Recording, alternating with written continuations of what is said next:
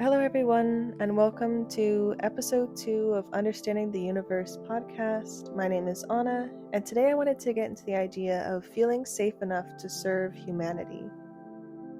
It's a very obvious trope that we deal with as humans living on Earth is struggling to find peace and struggling to feel safe with all of the chaos that's going on at any given moment. Struggling to feel safe. Struggling to get out of survival long enough to create. Because there's so many things that we are here to create on this planet, the reasons we chose to incarnate, right? To create better systems, to create a better world, to help others, to heal others, to share your gifts and passions with the world, to transform it into its better and best version of self. But in order to be able to create, we have to get ourselves out of survival and survival mechanisms. And all of these situations on Earth are constant triggers and reflections of this spiritual journey and this spiritual progress that we've all taken by incarnating on Earth at this time. It's all a constant trigger and reflection and opportunity to improve broken systems.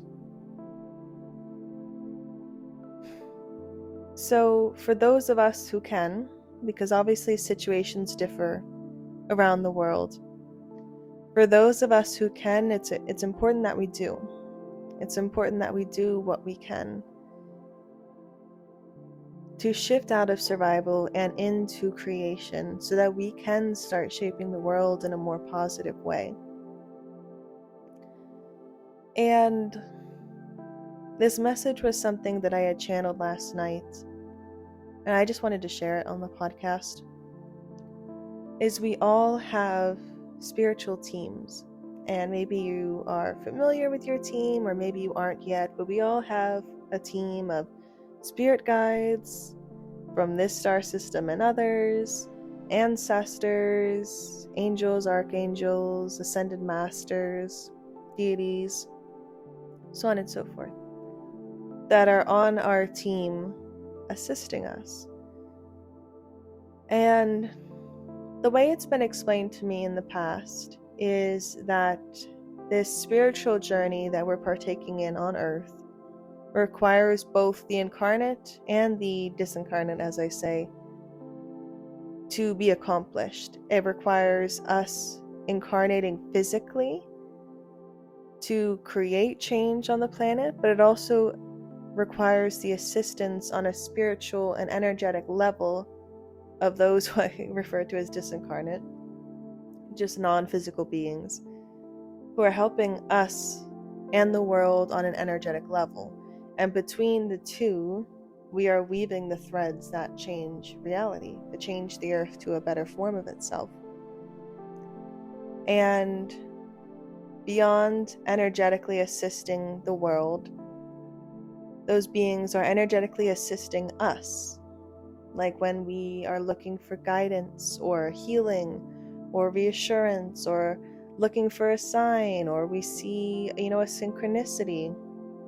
There's all these things that they are doing for us on a day-to-day basis, providing safety and protection, providing energetic clearings when asked for. There are so many things that they are willing and able and constantly providing.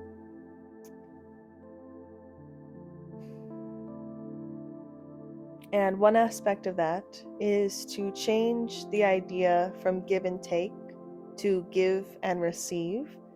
I feel like a lot of us who are on the spiritual journey probably have a lot of issues with the idea of receiving, and we might misconstrue the idea of receiving as taking, like taking something from someone or taking energy from someone or bothering them. Like if you're receiving energy from the earth, you could feel like you're taking energy from the earth or taking energy from your spirit guides. So, one very important thing to keep yourself in balance, especially as a person who gives a lot, is to shift your narrative from taking to receiving, and to just know that these resources are here to give to you, to provide to you, to assist you, that you are not alone in this journey, that you are provided for, that these resources are always available to you, and you are destined and designed to receive them. You are not taking anything, you are not depriving anyone of anything. You are simply receiving what you are meant to receive. And second, your spiritual team is here to provide for you, to protect you, to help design your life in your highest good, so that your focus doesn't need to be on survival. If you can shift away from the idea of taking and into the idea of receiving and receptivity and trusting your spiritual team and their intention and their purpose in your life, you can start to trust that all things will be provided for you, that your hopes and your dreams and your wishes and your manifestations all will be provided for in divine timing. All that you hope and wish to achieve will manifest in divine timing. You will never not be provided for. And the more you can let down your walls of isolation or feeling like you have to do things yourself, and being receptive to the beings around you who are there to give and provide, you can start energetically shifting things off of your plate, off of your shoulders. Because there's so much to be done in the world, and it can feel so overwhelming if we are having to worry about all of our physical needs and demands on a daily basis on top of everything else. So in order to shift out of survival and into creation, we have to put those fears or those worries into someone else's hands, essentially, into the universe's hands, into our spirit team's hands. If you worry about your safety or your protection, putting it in your spiritual team's hands. There are beings on your spiritual team who are there to protect you. And the more you are meant to be doing, that is, more in the public eye or more against the status quo, or you could fear to be more at risk in certain lines of work, obviously because the witch wound and so on and so forth, that a lot of us have persecution for speaking the truth, that a lot of us have from past lives. If we put that into the hands of our spiritual team, rather than trying to, grip onto everything, will I be provided for? Will my bills be paid? So on and so forth. Will my physical health improve? All these things that we worry about in our physical life for our survival.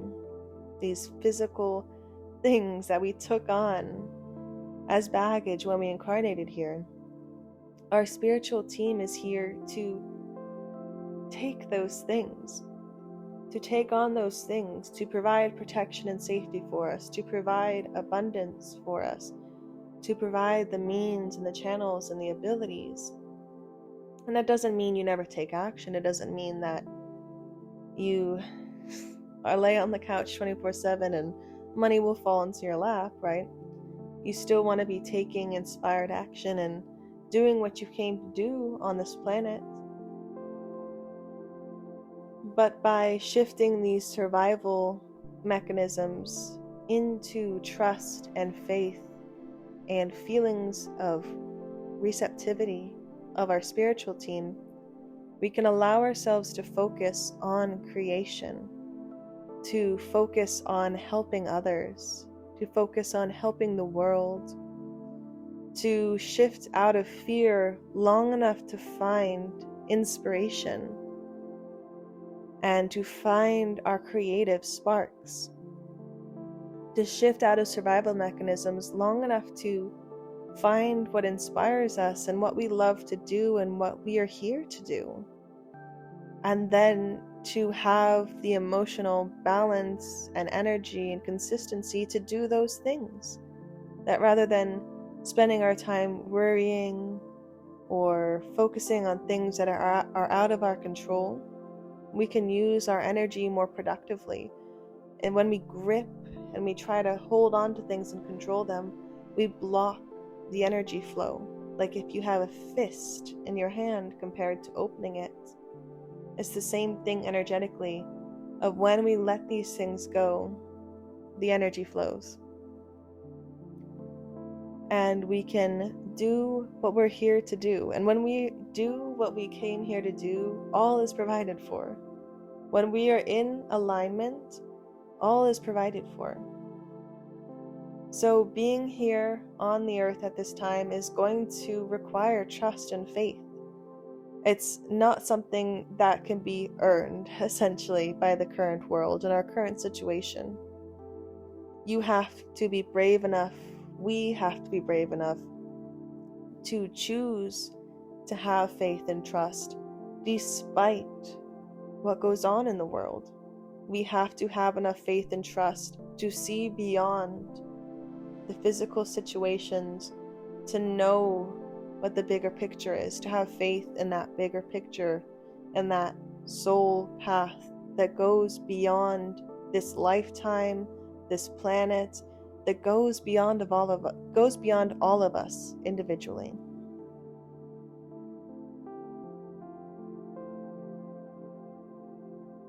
And start to have more trust and faith, as I've said a million times, in our spiritual team, and being able to receive what they are here to provide.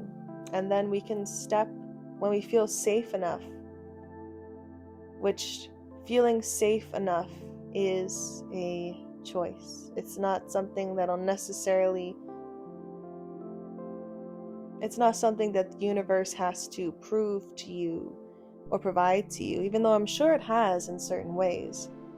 I'm sure there's situations in your life where things could have gone far worse than they did.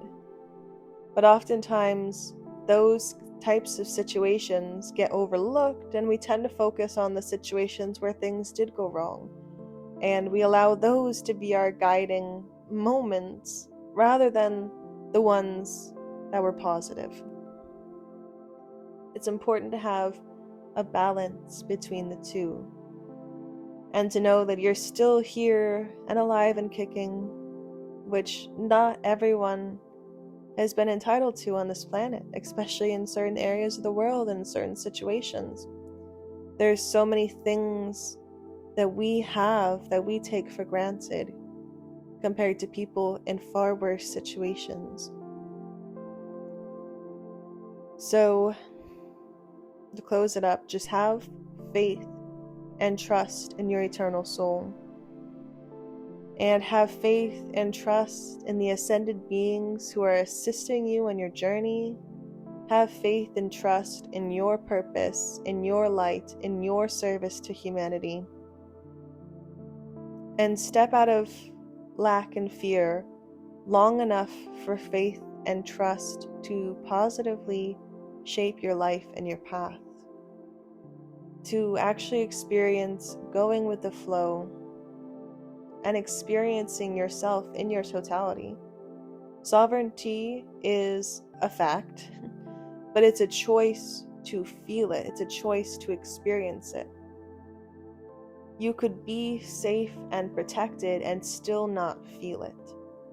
So in that regard, it is partially a choice. It's a choice to feel safe, to feel protected, to feel sovereign. And in certain situations where we've honed those feelings and those skills enough, feelings and belief of safety shape our reality into actual safety. If you are in an energy of sovereignty, you can protect yourself from certain situations. So if it's not in your life yet, fake it until you make it. Have faith in the progress, in the process. And that is all for today. That was all that was coming through. Thank you so much for tuning in.